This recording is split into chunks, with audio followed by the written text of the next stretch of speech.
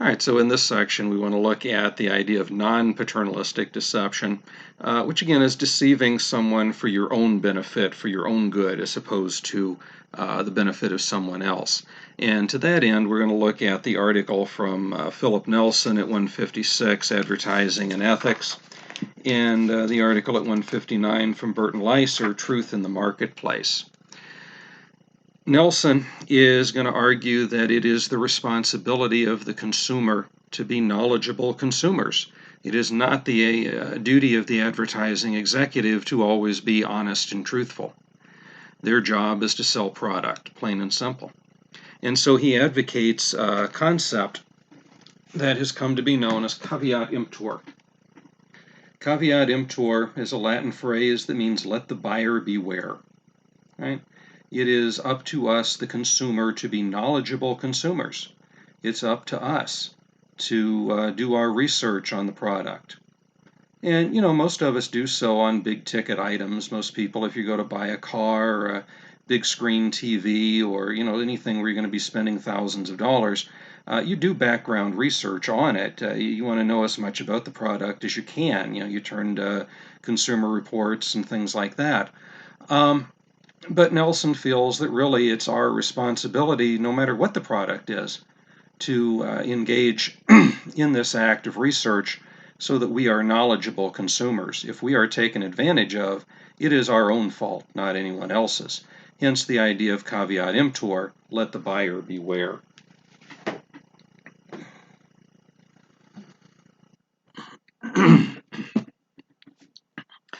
Nelson points out something that a lot of people forget, and that is that when you are looking at a deception taking place, it doesn't just take a deceiver. It also takes someone who is ready and willing to be deceived. It takes somebody who is open to that deception. And the advertising world has known for a long time that there have been always people out there who are ready and willing to be deceived.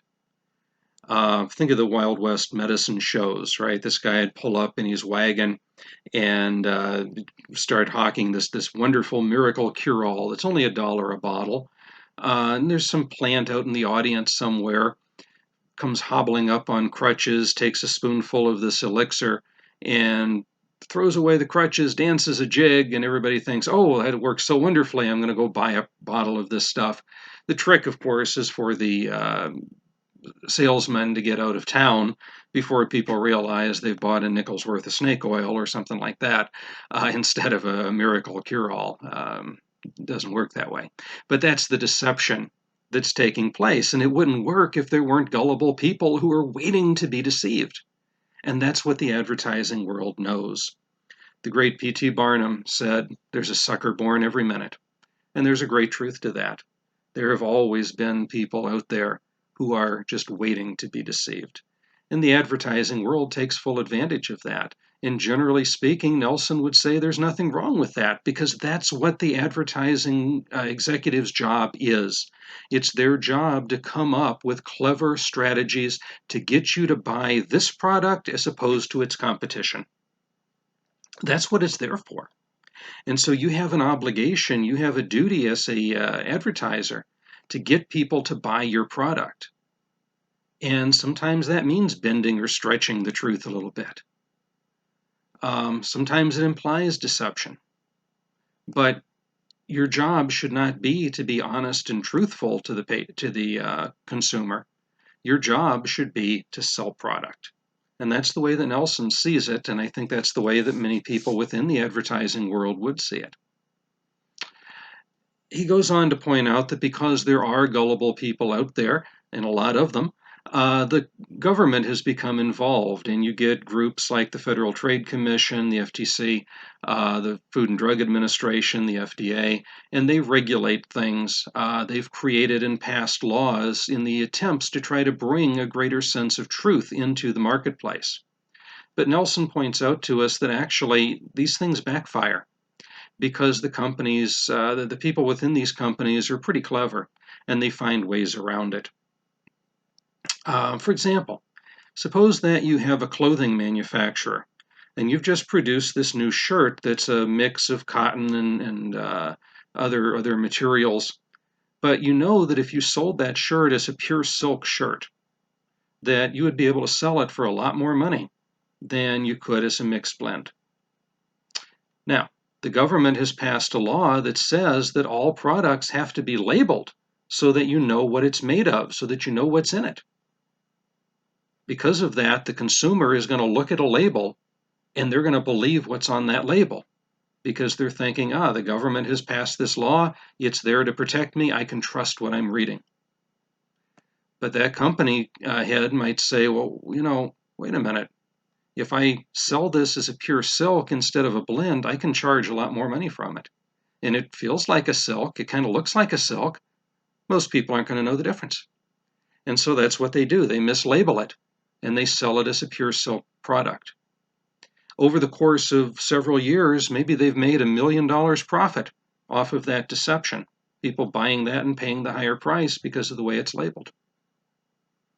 The government has helped in that deception because people only believe the label because the government has mandated it. Now, it's true that somebody may figure out something that's going on. They may call for an investigation. Maybe the FTC comes in and investigates this product and finds out what's going on. And they say, well, you can't do that. You've got to label it properly. And so they have to stop mislabeling it. They have to label it the way it's supposed to be. And to teach them a lesson, we're going to fine them $100,000. If you've made $1 million profit, and you've been fined $100,000, do you care? No. You're still 900,000 up because of that deception. And the government's helped you in that deception. That's the thing. And that's the problem with the government's attempts to try to fix it and try to force truthfulness in advertising, is that people will find these ways around it. So Nelson says, I've got a different idea. I've got a better idea. First, of course, I want to advocate the idea of caveat emptor. I want to advocate the idea that we need knowledgeable consumers who do their research and know the product that they're buying. But I also want to see in the advertising world a double standard put into play. I want to see one where if you want your advertisement to be taken as the truth, then you have to have a statement at the bottom of your screen or at the bottom of your page which says, everything contained in this advertisement is the truth. If you have that statement on the page or on the screen of your advertisement, then and only then are you going to be held accountable for what it says. And in order to get that statement, the FTC has to investigate the claim before the advertisement comes out. If you don't have that statement on your screen, then anything goes. You can say what you want, you can picture what you want, you can do what you want, because the consumer knows that without that statement on there, then there's no guarantee of truth that they have. What this does is it brings a greater sense of truth because you can trust the advertisement that carries that disclaimer, and you know that you have to research and assume to be false things that are stated in all of the advertisements without it. This is going to bring greater truth. It's also going to reduce enforcement costs, because most of the people are not going to care about carrying that endorsement. They're only going to care about selling their product in the most creative and ingenious way that they can, because they know the truth is not what sells. Clever advertising is what sells. So most people aren't going to worry about that getting that disclaimer or that statement on their screen.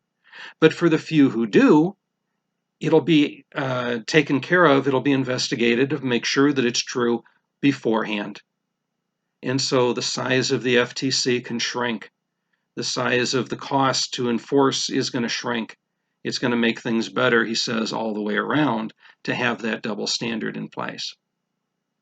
Now, of course, as I said a moment ago, most advertisers are not going to bother with having that statement down there, because they know that it's clever advertising that sells product, not truth. Flip through a magazine sometime, and you come across this color 2-page ad. Some guy is tripping happily through a field of daisies, and up in the corner it has, like, maybe it says Claritin or some other allergy medicine up there. Now, if you were to flip the page, in fine print is anything and everything you could ever want to know about that product. But yet, when you look at it, nobody reads that. Nobody's ever read that page. They see the picture of the guy tripping happily through the field of daisies and not sneezing all over the place. And as a result of that, they say, this is it. I'm going to buy that product. It's the clever advertising that works, not the truth. They ignored the truth. Right? So Nelson figures that it makes sense to do it that way. And so caveat emptor, let the buyer beware. Put the onus of responsibility onto the buyer, and just let the advertiser get on with their job and find ways of getting you to sell product. Now, Burton Leiser, on the other hand, disagrees with that. Instead of trying to shrink the size of government, instead of trying to shrink the size of the FTC, he wants to increase it. He wants to make it bigger. He never explains how we're going to do this when taxes are already higher than they should be, but he wants to see more. He wants to see more investigations taking place. He wants to have higher fines. He wants to have more force taking into play. He wants more government interference into the advertising world. And by doing so, he believes that he can bring truth into advertising, that he can force truth. And that's what he wants to see. He wants us to be able to have truth. Why? Well, because as he perceives it, the advertising executive is very much like a thief. It's an individual who is coming up to you and stealing from you, or conning you under false pretenses. Except he actually says at one point in the article that the advertising executive is actually worse than the thief. Because the thief, they're going to come in and they're going to outright steal. You know what they're doing. The advertiser is going to work in such a way that you don't know it. You might even be thanking them. As he puts it, the thief we want to lock away in prison because they've taken off with $500 worth of stuff. But an advertising executive who may have made millions through their con, we give them the key to the city. And he says we shouldn't have that kind of double standard because the advertising executive is just as bad as the thief, if not worse. Why is that? Well, because he says that telling the truth is important and that the deceptions can many times be dangerous. And he looks at some examples here. The first example is an advertisement that was on the air probably 30 some odd years ago. I still remember it. But I'm old, so I guess that is okay. But anyways, for one-a-day vitamin. They had just gone to one-a-day plus iron for women. And the idea there was we had to get people to buy this new product. So the advertisement made the claim that the vast majority of American women lacked the necessary iron and nutrients in their daily diet. And so they needed to take this supplement to make up the deficiency. It worked very well. It was a very successful campaign. It sold a lot of product to people. Several years down the road, the FDA investigated the claim that was being made, and they found that yes, statistics were made. It did show that the majority of women in that survey had lacked the iron that was necessary. But it also showed that all of the women in this survey were homeless women living on the streets of New York. Obviously, people living rough on the streets are not getting enough iron and probably a lot of other things in their diet. But that doesn't actually carry over to the nation as a whole. The fact is that most people in the world were getting, most women were getting the necessary iron just through their normal everyday diet. They didn't need to spend the money on the supplement. They didn't need to take it. They were conned into it, as Leiser would put it. Well, the thing is now, of course, that we could argue very, very easily that, well, isn't that just clever advertising? Isn't that the advertiser doing exactly what they're supposed to do? Selling product? Nobody's being harmed by it. But Leiser would argue, yeah, well, I mean, maybe no physical harm is going to come, but that's still a few dollars each month out of a person's finances that maybe they could have used better somewhere else, but they used it to buy something they didn't actually need. That's what we need to protect people against. But still, he says, hey, maybe it is the case that there's that many people might justify what's being done there, saying no harm is being done. So he gives us a couple more examples. One is a product I'm sure that everybody is familiar with, and that's Listerine. The other is a product you've probably never heard of, and that's Hoaxies. Listerine, for a long time, was the only product of its kind on the market. But then it started getting competition from other mouthwashes, first Scope and then others after that. Well, their market share, of course, started to erode. And so the advertisers in the back room had to come up with a way of dealing with that, trying to reclaim their profit share. And so they came up with this idea, well, what if our product could do something that the others can't? What if ours had curative powers? If it had the ability perhaps to cure a disease? And they liked that idea. What disease could we possibly cure? And somebody says, well, how about halitosis?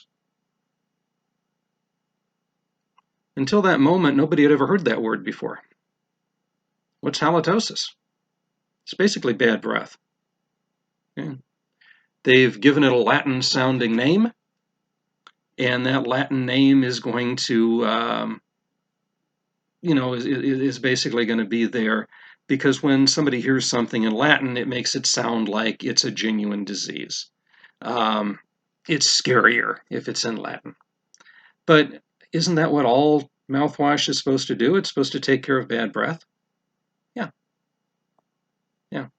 So they've said, look, our product cures halitosis. And of course, the gullible masses, without ever having heard that word before, they think, oh my God, I've got halitosis. I have to go get this product. And it's sold very, very well because of that. There's a genius in that.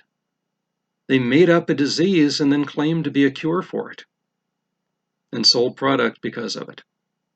And so, we could definitely praise the genius of the advertiser, but Leiser would argue there again, but aren't you being conned into buying a product that maybe you wouldn't buy otherwise? I think in that instance, you're probably going to buy one of the products. Isn't it clever of Listerine to find a way of getting you to buy theirs instead of Scope's? Yeah. But the other example, the one of Hoaxies, is the one that really sells Leiser's position for him.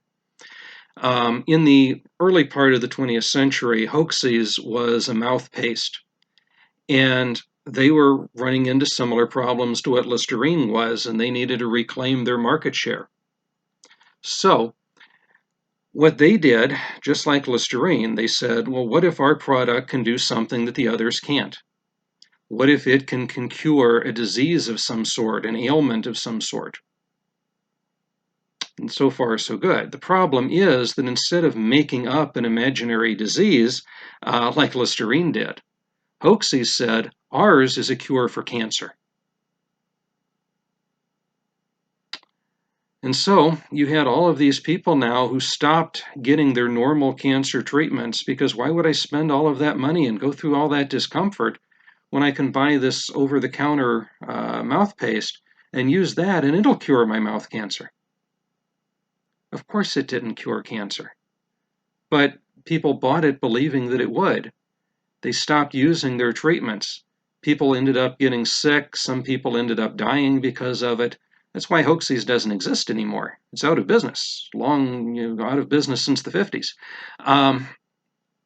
But that particular product is one that shows us why it's necessary to have a certain amount of regulation in place so that things like that can't happen. It is for the interest, for the well-being of the people. And so Leiser is going to argue that this is what we need. We need to have that sense of honesty, that sense of truth, even if we've got to force it on them, because advertisers are unscrupulous enough that something like what happened with hoaxies could potentially happen again. And we don't want to see that happen. So he says we need to increase the size of the FTC and the FDA. We need greater number of enforcement agents. We need stiffer penalties. We need to do everything we can to force truth within the marketplace.